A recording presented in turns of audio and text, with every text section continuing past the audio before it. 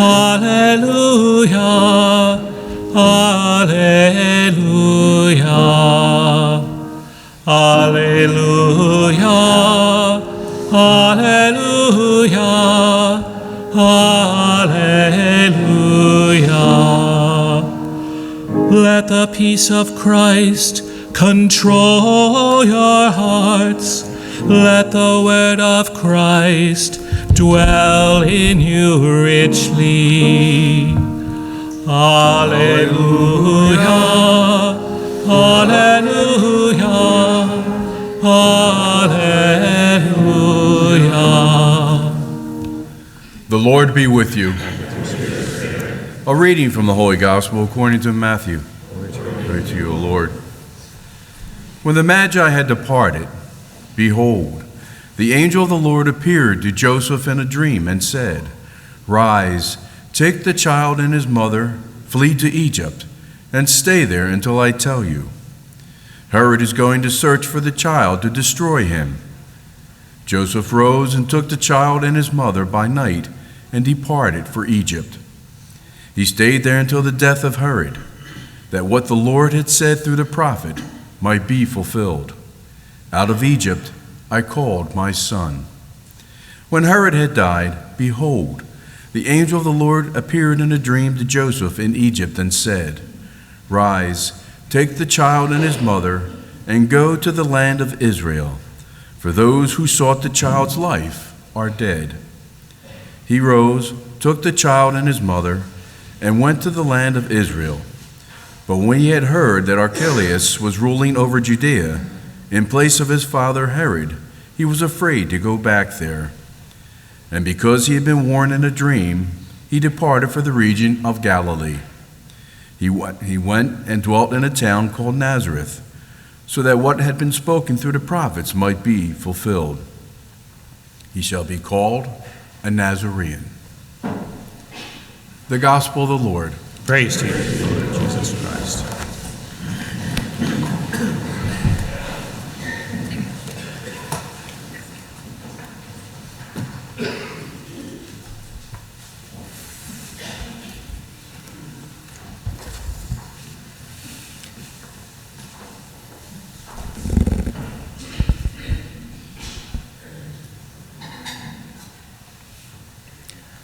One day, a little boy greets his father as he returns from work with a question. "Daddy, how much money do you make for an hour?" The father is surprised and says, "Look, son, not even your mother knows. Don't bother me now. I'm tired." "But Daddy, just tell me, please, how much money do you make for an hour?" The boy insists. The father finally gives up and replies, $20. "Okay, Daddy," the boy continues. "Could you lend me $10? The father yells at him, "So that was the reason you asked how much money I earn? Now go to sleep and don't bother me anymore." At night, the father thinks over what he said and starts feeling guilty. Maybe his son needed to buy something. Finally, he goes to his son's room. "Are you asleep, son?" asks the father. "No, Daddy, why?" replies the boy. "Here's the money you asked for earlier," the father said. "Thanks, Daddy," replies the boy and receives the money. Then he reaches under his pillow and brings out some more money.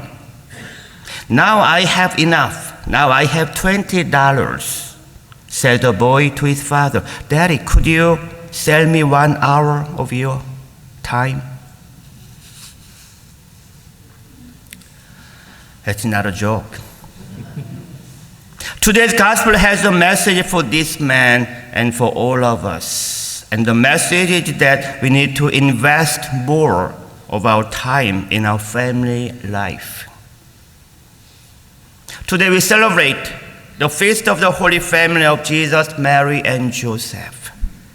which is the model for all Christian families.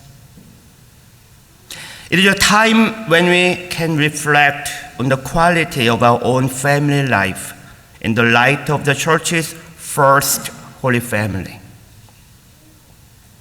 Pope Francis said about family life, "How precious is a family as a privileged place for transmitting the faith.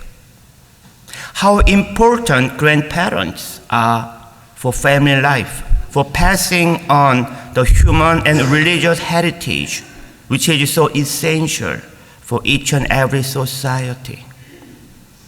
How important it is to have intergenerational exchanges and dialogue, especially within the context of the family." For a larger part of his family, Jesus was part of a family.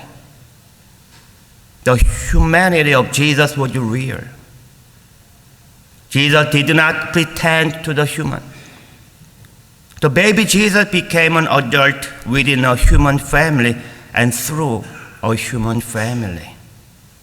He spent 30 years in family life, so we can understand the importance and priority of family life for child Jesus. We often tend to imagine that the Holy Family of Jesus, Mary, and Joseph must have been an extremely happy family. But like every other family, it also had from time to time its ups and downs, its joys and sorrows, its problems and difficulties. In fact, challenges faced them from the very beginning. Imagine, the mother was a virgin, and the father was not the biological father of the child. And they had to escape from the King Herod, and they wandered from place to place in Egypt to find safety as refugees. And they were not a rich family. But this family freely accepted God's plan, and they always said yes for God's calling. Even when they didn't understand what would happen, they always trusted in God and followed His will.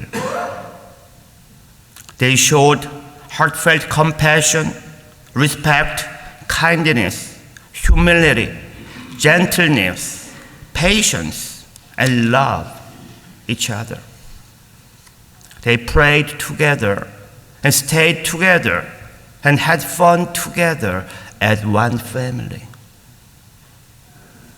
God chose a human family for His divine child, that Jesus might know the love, concern, and discipline of real flesh and blood parents.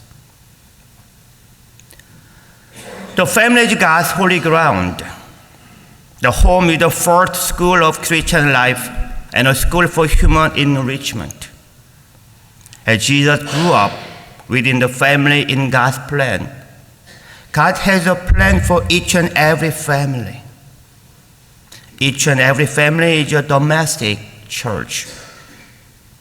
We also have to remember in prayer and try to support those families which are struggling with difficulties.